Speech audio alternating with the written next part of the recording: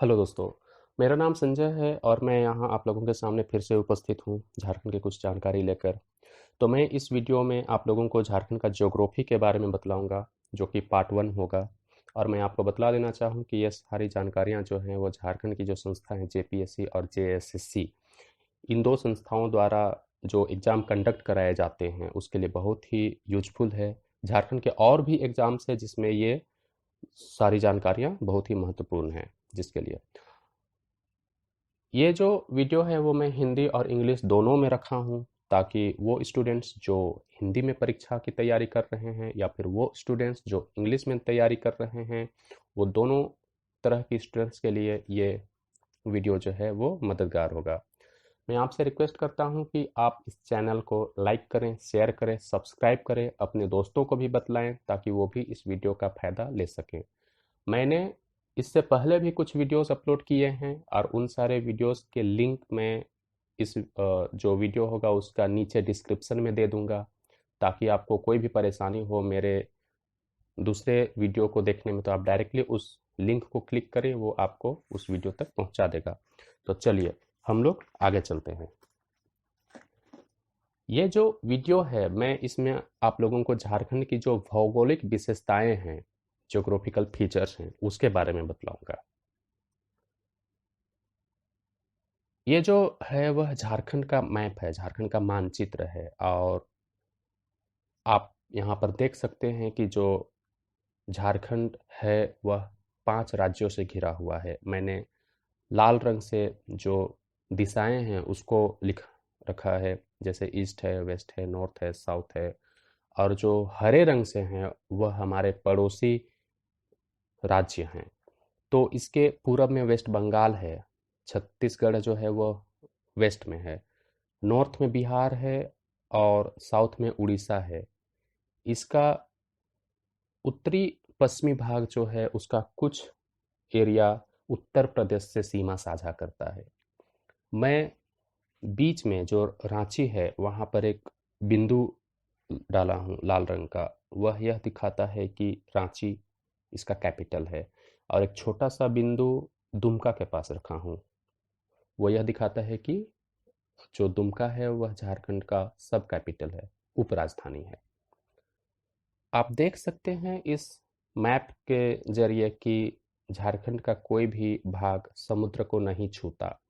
तो एक तरह से हम लोग कह सकते हैं कि झारखंड जो है वह जमीन वाला राज्यों से घिरा हुआ है, मतलब लैंड लॉक्ड स्टेट है।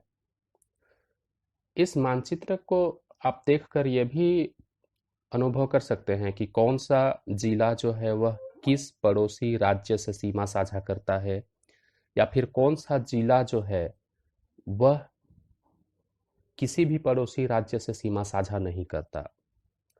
तो इस मानचित्र के हिसाब से कुछ क्वेश्चंस एग्जाम में बन सकते हैं, और वो ये बन सकते हैं कि कौन सा जिला किसी एक राज्य का नाम दे देगा और बोलेगा, बहुत सारे मतलब चारों पांचों राज्य का नाम दे सकता है और बोल सकता है कि कौन सा जिला किस राज्य से बाउंड्री साझा नहीं करता, या फिर सीमा साझा नहीं करता, या फिर करता है। उस तरह का क्वेश्चन डाल देगा।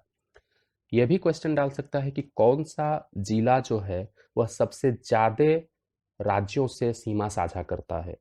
तो आप देख सकते हैं कि सबसे ऊपर लेफ्ट साइड में जो है गढ़वा, आप देख सकते हैं कि यह 3 राज्यों से सीमा साझा करता है। सबसे नीचे की अगर बात करें तो वह छत्तीसगढ़ होगा। अगर इसके ऊपर की बात करें तो यूपी होगा, और उसके बगल में बात करें तो बिहार होगा। इस मानचित्र में आप यह भी देख सकते हैं कुछ नीली नीली रेखाएं हैं, जैसे यूपी के बगल में है, या फिर नीचे साइड में सिमडेगा को से पास होते हुए गया है। उसके राइट साइड में आप नीचे तरफ राइट साइड में देखिएगा, ईस्टर्न सिंहभूम सरायकेला रांची से होते हुए आया हुआ है एक नीली रेखा। तो एक्चुअली यह यहाँ की जो बड़ी नदियाँ हैं उसको दिखाता है। मैं झारखंड की नदियों के बारे में मेरे आने वाले वीडियोस में बतलाऊंगा।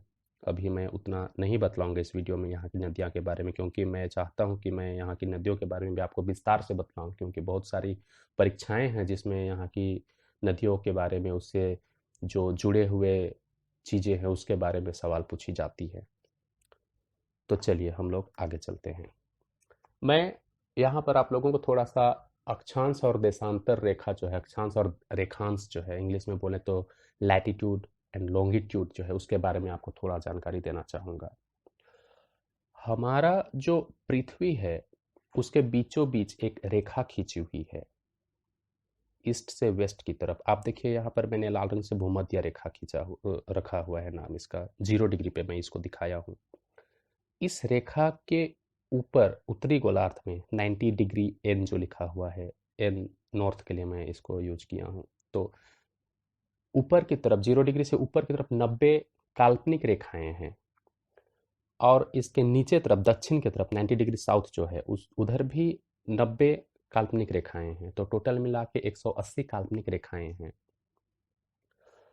इस रेखा के हिसाब से हम लोग ये भी कह सकते हैं कि कौन सा एरिया गर्म जगह वाला है और कौन सा ठंडा। भूमध्य रेखा वाला जो एरिया है, वहाँ पर सूर्य की किरणें सालों भर लंबवत पड़ती हैं, और यहाँ पर हमेशा तापमान जो होता है वह सर्वाधिक होता है। अगर हम लोग भूमध्य रेखा के दोनों तरफ देखें तो कुछ एरिया हैं जहाँ पर भी तापमान ज़्यादा होता है। तो अगर हम लोग भूमध्य रेखा से ऊपर जाएं 23.5 डिग्री, तो हम लोग कर्क रेखा को पाएंगे। इसको इंग्लिश में बोला जाता है ट्रॉपिक ऑफ कैंसर, और भूमध्य रेखा को इंग्लिश में कहा जाता है इक्वेटर। अगर हम लोग भूमध्य रेखा के नीचे जाएंगे 23.5 डिग्री, तो वहाँ पर मिलेगा मकर रेखा, ट्रॉपिक ऑफ कैप्रिकॉर्न। और कर्क रेखा और मकर रेखा के बीच का जो क्षेत्र होता है, वह गर्म एरिया वाला जो जगह है वो होता है। यहाँ पर गर्मी जो है वो ज़्यादा पड़ती है, अगर हम लोग उससे ऊपर और फिर उससे नीचे वाले एरिया से अगर हम लोग कंपैरिजन करें तो। झारखंड कहें या फिर हम लोग पूरा भारत को ही मानकर चलें, तो कर्क रेखा जो है वह पूरे भारत को लगभग 2 बराबर हिस्सों में बांटता है। कर्क रेखा से लेकर भूमध्य रेखा का एरिया जो है वह गर्म वाला एरिया होगा, मैंने आपको बतलाया। तो यही कारण है कि कर्क रेखा जहाँ से गुजरा हुआ है भारत में, उसका नीचे वाला एरिया जो कि भूमध्य रेखा की ओर का एरिया होगा, उधर गर्मी पड़ता है। तो यही कारण है कि साउथ इंडिया कहें या फिर दक्षिण भारत बोले, वो थोड़ा गर्म वाला क्षेत्र है, हम लोग अगर उत्तरी भारत से कंपैरिजन करें तो। आपने यह भी सुना होगा कि चेन्नई वाला एरिया जो है, वहाँ पर सालों भर, लगभग सालों भर कहेंगे कि गर्मी पड़ते रहता है, उधर ठंड ही पड़ती ही नहीं, ठंड। तो यह भी एक कारण है कि भारत का जो विस्तार है, जो भौगोलिक संरचना है, वह ऐसा बना ही हुआ है कि यह गर्मी वाला एरिया में आएगा। तो यह था अक्षांश रेखा के बारे में, लैटिट्यूड के बारे में। और अगर हम लोग लैटिट्यूड का जो पोजीशन देखें कि कितने डिग्री में है हमारा भारत, या फिर झारखंड की हम पहले बात करते हैं। भारत के बारे में मैं आपको बाद में बतलाऊंगा कि कौन सा पोजीशन होल्ड करता है, कौन सा लैटिट्यूड का, मतलब जो नॉर्थ और ईस्ट सब में जो मेंशन किया हूँ वो कौन सा पोजीशन वो रखता है। मैं झारखंड के बारे में बात करता हूँ। झारखंड का जो अक्षांश से विस्तार है, वह 21 डिग्री 58 मिनट नॉर्थ, मतलब उत्तर से लेकर 25 डिग्री 58 मिनट नॉर्थ उत्तर तक है। और जो दूसरे तरफ जो फोटो है जो मैं दिखाया हूँ लैंगिट्यूड लॉन्गिट्यूड करके, वहां पर आप देख पाएंगे कि बीचों बीच एक रेखा है 0 डिग्री करके, दो रेखाएं दिख रही हैं 0 डिग्री करके। उसके ईस्ट में जो मैं ई से दिखाया हूँ 180 डिग्री फिर लिखा हूँ लाल रंग से, उधर 180 रेखाएं हैं। और इसके वेस्ट में भी जो मैं डब्लू से साइन किया हूँ, उधर भी 180 रेखाएं हैं। तो टोटल 360 रेखाएं हैं। ये सारे हमारे देशांतर रेखाएं कहलाती हैं। और इन रेखाओं के माध्यम से ही हम किसी देश का, किसी जगह का समय का निर्धारण करते हैं, ताकि पूरे विश्व में एक समय का ही रेफरेंस लेके हम लोग अपना जो समय होता है उसको निर्धारण कर सकें, ताकि कोई भी देश आगे या पीछे रहे तो उसको हम लोग समझ सकते हैं कि वहाँ पर कितना समय हो रहा होगा अभी। जैसे इंडिया की बात करें तो जब अमेरिका में रात होती है तो इंडिया में दिन होता है। और जो मानक समय है, मानक मध्याह्न रेखा सब जो है, वह ग्रीनविच का अगर हम लोग देखें तो वह 0 डिग्री से पास करता है। और यही कारण है कि ग्रीनविच का जो समय है और जो भारत का समय है उसमें डिफरेंस हो जाता है, क्योंकि भारत का जो समय है वह 5.5 घंटा ग्रीनविच से आगे रहता है। तो समझिए कि अगर ग्रीनविच में 12 बजेगा, रात का 12 बजेगा, तो उस समय भारत में 5:30 बजे सब सुबह का होगा। तो इस तरह समय का डिफरेंस आ जाता है इसके चलते। तो यह था थोड़ी सी जानकारी लॉन्गिट्यूड एंड लैटिट्यूड के बारे में, अक्षांश और रेखांश या फिर देशांतर रेखा कहें उसके बारे में। चलिए हम लोग आगे चलते हैं। यहाँ पर मैंने झारखंड के कुछ महत्वपूर्ण बिंदुओं को लिखा है, आप लोगों के सामने रखने का कोशिश किया है। मैं ये सब इन्फॉर्मेशन मेरे पुराने वीडियो में भी दिया हूँ, मेरे पहले के वीडियो में भी दिया हूँ, लेकिन क्योंकि अभी मैं झारखंड का जो ज्योग्राफिकल फीचर्स है, जो भौगोलिक जो विशेषताएं हैं उसके बारे में आप लोगों को बतला रहा हूँ, तो चाहा कि वो सब पॉइंट को मैं फिर से एक बार आपके सामने रखूँ। जैसा कि मैंने कहा कि झारखंड जो है वह भूमि बंद राज्य है, वह कहीं भी समुद्र को टच नहीं करता, तो इसे हम लोग इंग्लिश में लैंड लॉक्ड स्टेट भी कहते हैं। यहाँ का जो सीमा है वह बिहार, छत्तीसगढ़, उड़ीसा, वेस्ट बंगाल और उत्तर प्रदेश से अपना सीमा साझा करता है झारखंड। एरिया जो है, क्षेत्रफल जो है वो है 79,714 वर्ग किलोमीटर। आबादी जो है वह है 3,29,66,338 पर्सन या फिर लोग कहें। जब झारखंड का निर्माण हुआ था 2000 ईस्वी में, तो उस समय 18 जिले ही थे। बिहार के 18 जिले कट कर झारखंड का निर्माण किए थे, लेकिन फिर 2001 ईस्वी में 4 नए जिले बने, 2007 ईस्वी में 2 नए जिले बने फिर से। तो अभी अगर वर्तमान में बात करें, जो मैं 2020 करके लिखा हूँ, अभी की बात करें तो यहाँ पर टोटल 24 जिलाएँ हैं। अगर हम लोग यहाँ का प्रमंडल की बात करें तो वह 5 प्रमंडल है। मैं आप लोगों को आगे बतलाऊंगा विस्तार से कि कौन कौन से प्रमंडल हैं, कौन कौन सी जिलाएँ हैं जो यहाँ के प्रमंडल के अंदर आते हैं। और अगर यहाँ पर गांव की संख्या कहें तो वह है 32,615, शहरों की संख्या 152 है, ब्लॉक की संख्या 260 है। और अगर यहाँ पर जनसंख्या का घनत्व की बात करें कि मतलब 1 वर्ग किलोमीटर में अगर आबादी का बंटवारा किया जाए तो कितना व्यक्ति आएंगे, वो होगा 414, 414 व्यक्ति प्रति वर्ग किलोमीटर। अगर यहाँ पर सबसे कम घनत्व वाला कोई जिला देखें तो वह होगा सिमडेगा जिला, जहाँ पर लोगों का विस्तार थोड़ा कम है। यहाँ पर मैं आपके लिए एक होमवर्क देता हूँ। मैंने यहाँ पर लिखा लिस्ट डेंसिटी डिस्ट्रिक्ट, मतलब कम घनत्व का जिला, जो कि सिमडेगा है। आपका काम होगा हाईएस्ट डेंसिटी डिस्ट्रिक्ट खोजना, मतलब सबसे ज़्यादा घनत्व का जिला कौन सा है, ये आपके लिए है। चलिए हम लोग आगे चलते हैं। यहाँ पर मैंने जो झारखंड की भौगोलिक या फिर भूवैज्ञानिक गठन है उसके बारे में कुछ पॉइंट्स हाईलाइट किया है। देखिए, झारखंड की जो ज़मीन है वह बहुत सारे पहाड़ वाले क्षेत्रों से बना हुआ है। इसका जो डिस्ट्रीब्यूशन है वह है, पहला जो मैंने लिखा है आर्कियन सिस्टम, दूसरा जो लिखा है वह है धारवाड़ क्रम की, तीसरा है विंध्यन क्रम की, चौथा है गोंडवाना या फिर द्रविडियन सिस्टम कहें उसकी, पांचवा जो है वह है दक्कन ट्रैप या फिर दक्कन का पठार कहें, दक्कन प्लाटो कहें। तो आइए इन सब पॉइंट्स के बारे में हम लोग विस्तार से देखते हैं। आर्कियन सिस्टम जो है उसे भारत में पुराना चट्टान कहा जाता है, और छोटा नागपुर का जो पठार है उसका लगभग 66%, 2/3% जो एरिया है वह आर्कियन सिस्टम के अंदर आता है। यहाँ पर जो मिनरल्स मिलते हैं, यहाँ पर जो खनिज मिलते हैं, वह मेटलिक एंड नॉन मेटलिक, मतलब धात्विक और अधात्विक दोनों होते हैं। धात्विक कहें जो होता है वो क्या होता है, धातु क्या होता है? धातु वो होता है जहाँ से बिजली का प्रवाह हो सके, मतलब जहाँ से इलेक्ट्रिसिटी फ्लो हो सके, जैसे एल्युमिनियम, कॉपर, सोना, चांदी, ये सब हैं, वो सब धात्विक खनिज हैं। अधात्विक खनिज क्या हैं? अधात्विक खनिज वो होते हैं जहाँ से बिजली का प्रवाह ना हो, एक तरह से हम लोग कहें तो, जैसे कोयला हुआ, उदाहरण के लिए हम लोग वो ले सकते हैं। तो हर चट्टान में किसी ना किसी तरह के खास तरह के खनिज लवण पाए जाते हैं, मिनरल्स पाए जाते हैं। तो यह था आर्कियन सिस्टम के बारे में, आर्कियम क्रम के चट्टान के बारे में। अब हम लोग चलते हैं धारवाड़ क्रम के चट्टान की ओर। धारवाड़ क्रम की जो चट्टानें हैं वह झारखंड का दक्षिण क्षेत्र में पाया जाता है।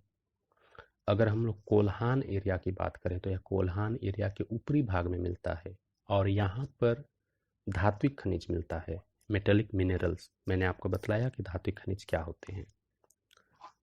चलिए हम लोग आगे देखते हैं। अगला जो है वह विंध्यन क्रम की चट्टानें हैं, ठीक है। और अगर हम लोग इसका विस्तार देखें तो वह सोन नदी के साथ उत्तरी पश्चिमी झारखंड में है, extended in north west Jharkhand along with river Son river, ठीक है। गढ़वा और पलामू भी इस क्षेत्र में आते हैं, जो विंध्यन क्रम की चट्टान है उस क्षेत्र में आते हैं। मिनरल्स की बात करें, अगर खनिज की बात करें तो यहाँ पर चूना पत्थर, डोलोमाइट, बलुआ पत्थर इत्यादि मिलते हैं। अगला हम लोग देखेंगे गोंडवाना सिस्टम या फिर द्रविडियन सिस्टम, गोंडवाना क्रम की चट्टान। इस क्रम की चट्टान में कोयला का प्रचुर भंडार मिलता है। These are the major coal deposits of India. तो यहाँ पर जो कोयला है वो प्रचुर मात्रा में मिलता है और इसका जो विस्तार है हम लोग कह सकते हैं कि बोकारो और जो दामोदर घाटियाँ हैं वो सारे इस एरिया के अंदर आते हैं। मैंने यहाँ पर लिख भी रखा है, इस श्रृंखला के महत्वपूर्ण कोयला क्षेत्र बोकारो और दामोदर घाटी हैं।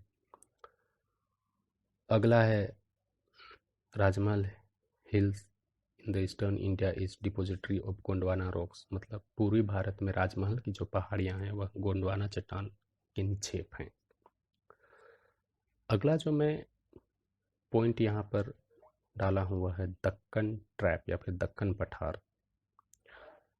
ये पठार पलामू से रांची तक फैली हुई है और यहाँ पर जो मिट्टी है वो लैटेराइट मिट्टी है। मिट्टियों के बारे में भी मैं आप लोगों को डिटेल्स में बतलाऊंगा। मैं एक नया वीडियो लाऊंगा, दूसरा वीडियो लाऊंगा, उसमें मैं मिट्टियों के बारे में बतलाऊंगा। झारखंड की जो मिट्टियाँ हैं क्या उसकी खासियत है, क्या उसमें उपज हो सकती है, क्या उपज नहीं हो सकती, वो सारी चीज़ें मैं आप लोगों को बतलाऊंगा। इस चट्टान में इस तरह के जो पठार हैं, जो डेक्कन ट्रैप है, डेक्कन का जो पठार है, वहाँ पर बॉक्साइट बहुत सारे मात्रा में पाया जाता है कुछ कुछ जगहों में। चलिए आगे चलते हैं हम लोग। मैं यहाँ पर आप लोगों को प्रमंडल के बारे में अब कुछ बातें बतलाता हूँ। झारखंड का प्रमंडल जो है वह 5 भागों में बटा हुआ है। यहाँ पर 5 प्रमंडल है, ठीक है। पहला जो प्रमंडल है वह है गढ़वा, पलामू और लातेहार को मिलकर बनाया गया है, वह है पलामू मंडल, जिसका नाम है डिवीजन करके जो मैं लिखा हुआ हूँ। दूसरा जो है नॉर्थ छोटा नागपुर और उसके अंदर चतरा, हजारीबाग, गिरिडीह, कोडरमा, धनबाद, बोकारो और रामगढ़ है।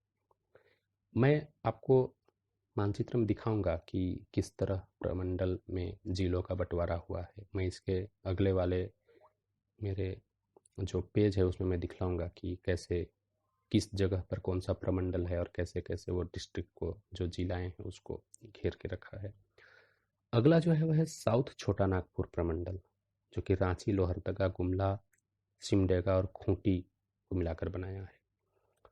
चौथा है वह कोल्हान है, वेस्ट सिंहभूम, सरायकेला खरसावां, ईस्ट सिंहभूम को मिलाकर बनाया गया है। संथाल परगना देवघर, जामताड़ा, दुमका, गोड्डा, पाकुर और साहेबगंज को बनाया गया, मिला के बनाया हुआ है। तो हम लोग चलते हैं एक मैप में झारखंड का, जहाँ पर यह मैं दिखाने का कोशिश किया हूँ। सबसे पहले बीच में देखिए जहाँ पर नॉर्थ छोटा नागपुर लिखा हुआ है, उत्तरी छोटा नागपुर आप देख सकते हैं। जो मैं इससे पहले वाले पेज में लिखा था उन्हीं जिलाओं का पोजीशन आप देख सकते हैं और कैसे मैं घेर के आप लोगों को समझाने का कोशिश किया हूँ यहाँ पे। चतरा, कोडरमा, हजारीबाग, गिरिडीह, रामगढ़, बोकारो, धनबाद, ये सब नॉर्थ छोटा नागपुर में मेंशन किया हुआ है। उसके आप लेफ्ट साइड में देखिए जहाँ पर पलामू लिखा हुआ है, गढ़वा, पलामू, लातेहार, इन तीनों जिलाओं को मिला के पलामू डिवीजन या फिर प्रमंडल कहें हम लोग, वो बनाया हुआ है। पलामू प्रमंडल एक ऐसा प्रमंडल है जिसका नाम एक जिला के आधार पर रखा हुआ है। बाकी जो भी प्रमंडल है उनका नाम जिला के आधार पर नहीं है, बस ऐसे ही लिया हुआ है। अब नॉर्थ छोटा नागपुर के राइट साइड में आप देखिए संथाल है, संथाल परगना। साहिबगंज, गोड्डा, पाकुर, दुमका, देवघर और जामताड़ा को मिला के बनाया हुआ है। नॉर्थ छोटा नागपुर के आप नीचे देखिए दक्षिण छोटा नागपुर, लोहरदगा, गुमला, रांची, खूंटी और सिमडेगा को मिला के बनाया हुआ है। उसके नीचे आप देखिए कोल्हान, वेस्ट सिंहभूम, वेस्टर्न सिंहभूम, सरायकेला खरसावां और ईस्टर्न सिंहभूम को मिला के बनाया हुआ है। तो मैंने यहाँ पर आपको ये दिखाने का कोशिश किया कि आप कैसे पहचान सकते हैं किसी भी जिला को उसके पोजीशन के हिसाब से कि ये किस प्रमंडल के अंदर आएगा। मतलब कोई भी प्रमंडल का जिला एक दूसरे से सटा ही हुआ है। ऐसा नहीं कि यहाँ का एक जिला कहीं और का एक जिला मिला के एक प्रमंडल बनाया, ऐसा नहीं। सारा जो भी जिला है एक प्रमंडल के अंदर वह एक दूसरे से सटा ही हुआ है। तो ये मेरा ज्योग्राफी का पार्ट 1 था। मैं इससे रिलेटेड और भी वीडियोस आपके पास लाऊंगा। आपका अपना कीमती समय के लिए धन्यवाद। मैं चाहूँगा कि आप इस वीडियो को लाइक करें, शेयर करें, सब्सक्राइब करें, अपने दोस्तों को भी बताएं इस वीडियो के बारे में। लिंक भी उनको आप शेयर करें ताकि वो भी इस वीडियो का फ़ायदा ले सकें। जैसा कि मैंने शुरुआत में ही कहा कि मैं इस वीडियो के नीचे डिस्क्रिप्शन में मेरे जो अन्य वीडियो हैं उसका भी लिंक दे दूँगा, तो आप उसे भी देखें और इसका ज़्यादा से ज़्यादा